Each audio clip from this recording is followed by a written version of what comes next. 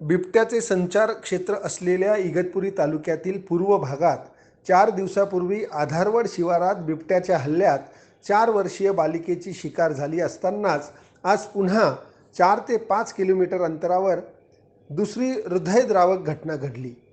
पिंपळगाव मोर शिवारात जंगलालगत असलेल्या वस्तीवर 2 लहान मुलांसोबत 6 वर्षीय बालिका प्रातःविधीसाठी गेली असताना बिबट्याने अचानक झडप घालून तिला ओढून नेले. सोबतच्या मुलींनी आरडाओरड करताच मुलीच्या आजोबांनी बिबट्यास प्रतिकार करण्याचा प्रयत्न केला, मात्र बिबट्याने न जुमानता त्या बालिकेस जंगलात ओढून नेले. दरम्यान आज सकाळी वनविभागाच्या अधिकाऱ्यांनी धाव घेऊन शोध मोहीम राबविली असता दुर्दैवाने त्या बालिकेचा धड व शरीर 2 ठिकाणी आढळून आले. त्यामुळे परिसरात हळहळ व्यक्त केली जात आहे.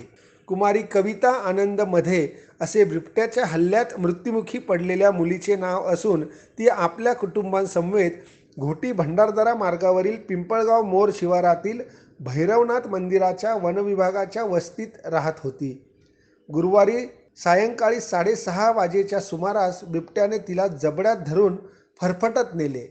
ही घटना घडताच वनविभागाचे तालुका अधिकारी रमेश धोमसे, वनकर्मचारी श्रीमती पाठक, सय्यद, संतोष बोडके, भाऊसाहेब राव, पी.के. डांगे, पाडवी आदींनी घटनास्थळी धाव घेऊन वनक्षेत्र पिंजून काढले.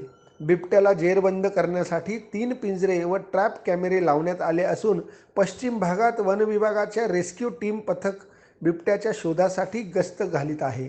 दरम्यान 8 दिवसापूर्वी एकाच शिवारात बिबट्याच्या हल्ल्यात 2 घटना घडल्या असून आधारवड शिवारात बालिकेची शिकार करणारा नरभक्षक बिबट्या व आजच्या घटनेतील हा बिबट्या एकच असावा असा अंदाज वनविभागाच्या अधिकाऱ्यांनी व्यक्त केला. दरम्यान या परिसरात मोठ्या प्रमाणात बिबट्यांची संख्या असल्याने डोंगर परिसरात व जंगलाच्या पायथ्याशी राहणाऱ्या वस्तीच्या परिसरात भीतीचे वातावरण पसरले आहे. आधारवड पिंपळगाव मोर शिवारातील घटनेतील नरभक्षक बिबट्यांना तात्काळ जेरबंद करावे व बिबट्यांच्या हल्ल्यात बळी ठरलेल्या कुटुंबाला आर्थिक मदत करण्याची मागणी श्रमजीवी संघटनेचे जिल्हा सरचिटणीस भगवान मधे यांनी केले आहे. दरम्यान या भागात बिबट्याचा वावर असल्याने नागरिकांनी दक्षता घेण्याचे आवाहन वनविभागाच्या वतीने देखील करण्यात आलेले आहे. वेध न्यूजसाठी व्हिडिओ जर्नलिस्ट स्वप्नील पुरोहित, इगतपुरी.